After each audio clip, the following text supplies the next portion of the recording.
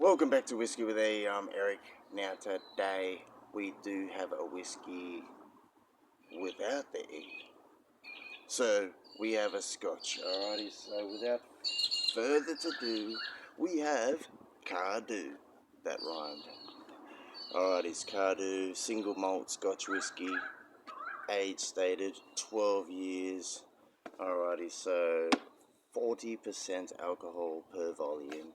So definitely chill filtered, definitely gonna have caramel colouring added, but we have some left, so I figured I may as well review it.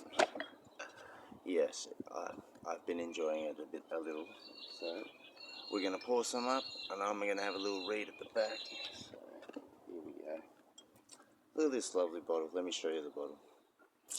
So for everyone that doesn't know, Diageo owns Cardhu, so typically Cardhu goes into your Johnny Walker blends. Alrighties, let's just pour some up. Coming to the end. Alrighties, while that's sitting there opening up, we are going to have a little read at the back. So let's have a little read. Cardhu has a generous spirit which flows from two pioneering women, Helen and Elizabeth Cumming, who co-founded and built up the distillery. First women to have built up the distillery. Full of record. 200 years ago, when rural communities were close-knit, Helen Cumming warned neighbouring distillers of the approach of revenue officials by hoisting a flag. Later, Elizabeth Cumming's entrepreneurial drive enabled her to build a new, much larger distillery. She was also known for her act of kindness and for her hospitable home. When Elizabeth retired, she entrusted her cherished Cardhu to John Walker and Sons. That's why Johnny Walker uses a lot of Cardhu. Oh my god, I didn't know this. There you go. Read the back, guys. Alrighty, so entrusted her cherished Cardhu to John Walker and Sons. This, their first distillery, has become the spiritual home of Johnny Walker, while its own generous spirit echoes the character of the Cummings of Cardhu. Cardhu is soft, smooth, Speyside single malt, acclaimed for its elegant style and silky texture. We'll see about that. Finest malted barley, pure spring water from the Manic Hills, slow traditional distilling and skilled maturation in oak all play their part in its creation. To fully savour each generous, honey layered of rich and fruity flavour, enjoy from a balloon glass. Anyone got a balloon glass? I don't have one. We have our little mini Glens today. Alrighties. So all that out of the way. Now Cardhu was that popular back in the day that, let's just say, they were being sold out in the European market around Spain. So that's when they started doing the whole, pure malt thing, most likely using other distillery juices, mixing it in with Cardhu, but still calling it Cardhu. Hence why laws and associations came into play, and, that's why regulations are regulations. Now there's pure malt blends, or, this is a single malt. Obviously, if you're mixing in grain with the malts, it's going to be a blended Scotch whisky. I mean, you could have single grains or blend of grain. There's all sorts of things. But let's just say, because of the Cardhu, that whole law of the pure malts came in. I mean, maybe you're going to have to research this up yourselves. I'm not a professional. Let's just get back to this. So, colour, we're not going to judge the colour. It's definitely going to be caramel colouring added, but let's judge the nose, and don't judge the dirty glass, guys. Here we go.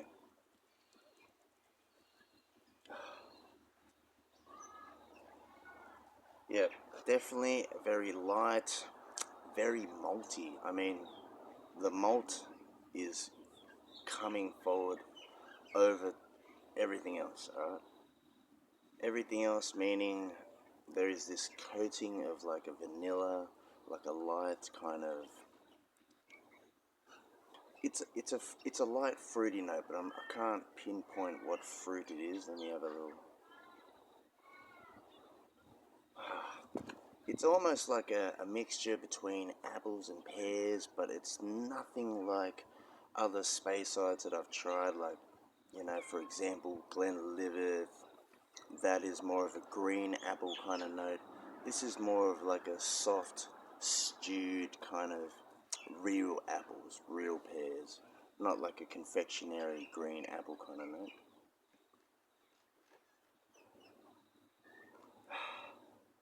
I mean, you can even get elements of maybe there's like a cherry cask maturation in this as well. Who knows? Like, just because there's that slight cherryish kind of, what do you call it? Like something that's been aged in a cherry cask, you kind of get that raisiny kind of note, but obviously nothing like an Aberlour or anything like that. So overall, nothing completely stands out. I guess you'd say it's well balanced. You got your maltiness, you got your slight sweet from the fruity. I mean, I'm not getting any smoke in this, not getting any peatedness, but you know what? Let's just have a little taste. See how we go, eh? Solancheva. Cheers, everyone.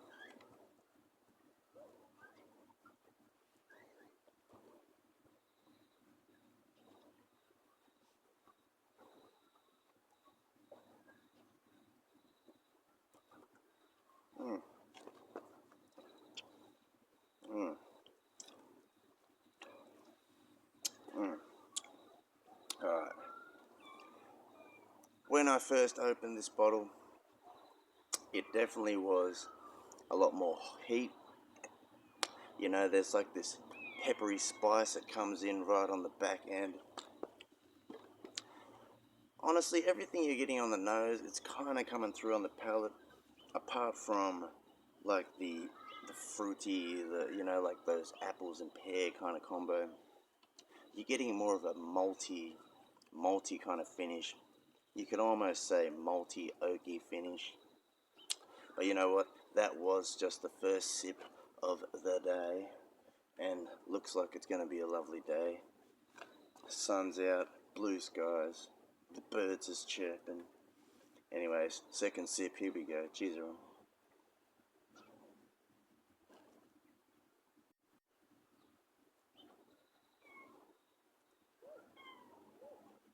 Mm, mm.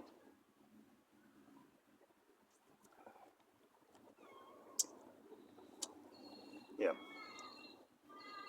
I mean, the finish, it's not necessarily a short finish. It is a long kind of finish, but not intense in flavors.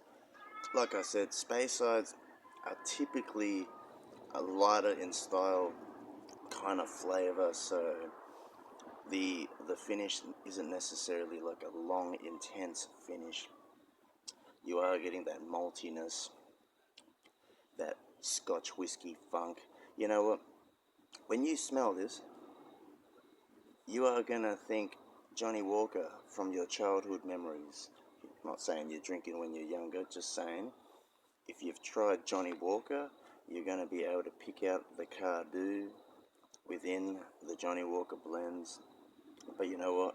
We're going to try some with water, even though it's already 40%.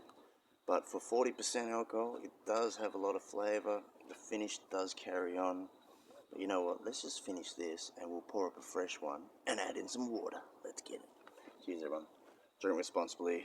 Who's tried it? Let me know in the comments. Mm. Mm. Mm.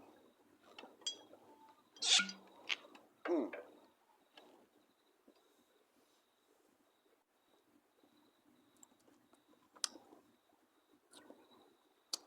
Mm. It's almost like it's like malty first, then you're getting like this sweet oak element that comes in, possibly like a slight vanilla slight kind of caramel kind of note. Nothing like bourbon, don't get me wrong. Alright, we're just going to add in a approximate drop. Alrighties, here we go, approximate drop. Boom.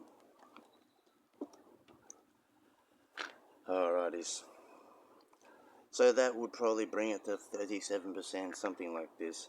I mean, like I said, I normally would not put a drop of water in anything like at 40%, but for all scientific purposes and educational purposes, we had to try just to see if it changes it up or anything. So let's give it a little nose again.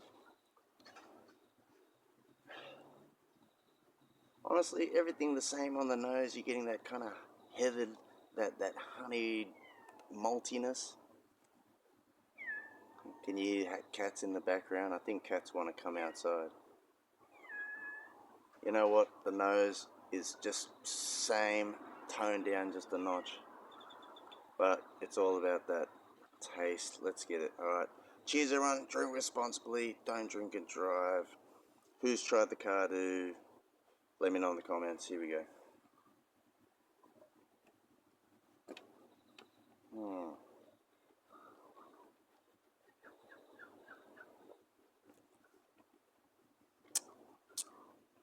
The water toned down the spice. Toned down the spice on the finish. It definitely brought out more sweetness. Brought out more of that vanilla, that honeyed kind of fruity sweetness. And this is why Ralphie would definitely say add in a drop of water to everything you try.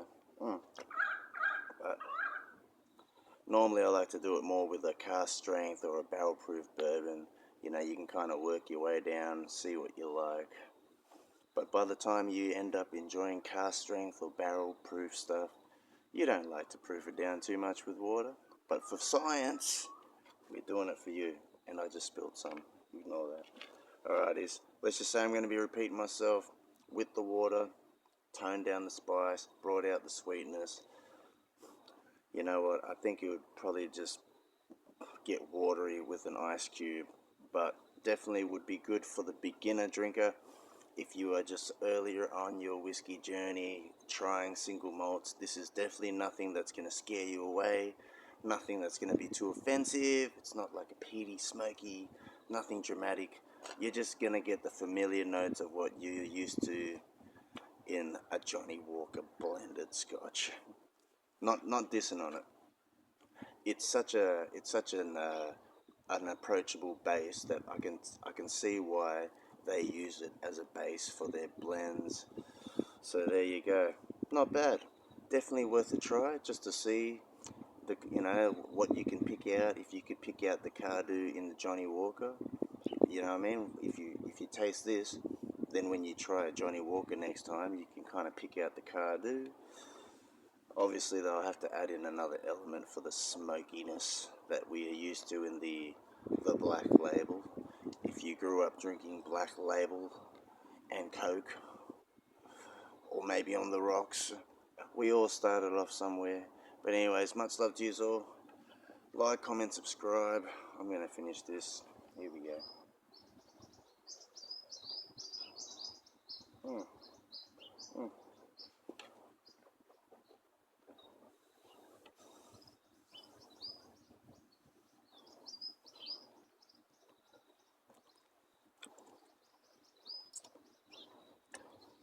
Yeah. It's almost like that. I'm thinking cherry cask influence. It's only so slim. Everything else would probably be like ex-bourbon barrels. Yeah, definitely toned down on the spice. That sweet is like a heathered kind of honeyed. You know what? I'm enjoying this. I'm going to sit back. I'm going to pour up another one. What?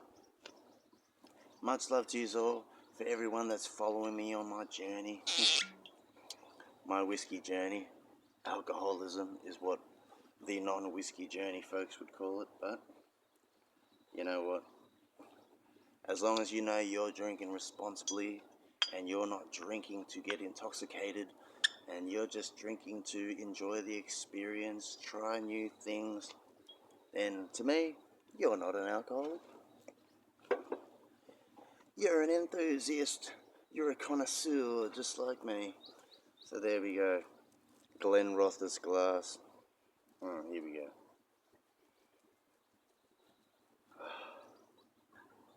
Yeah, definitely. You could definitely... It reminds me of a Johnny Walker, minus the smoke. If that's how I'm going to explain it to people that aren't on their whiskey journey, this would be a good starting point to get into your single malts.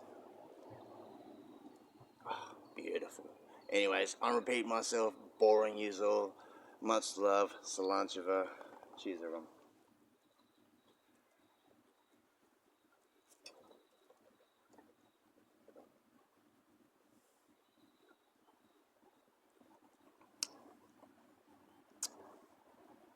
Yeah, malty. Like that wet grass, wet hay, slight fruit wrapping. Yeah, you know, those slight vanillas, slight caramels. It's just coating that maltiness. But it is a very malty type kind of scotch. I mean, not overly malty, but it is dominant. I'm not picking up smoke in this. I don't know if other people do. Let me know if you pick up the smoke in the Cardhu. What do you get on the nose? What do you get on the taste? Let me know.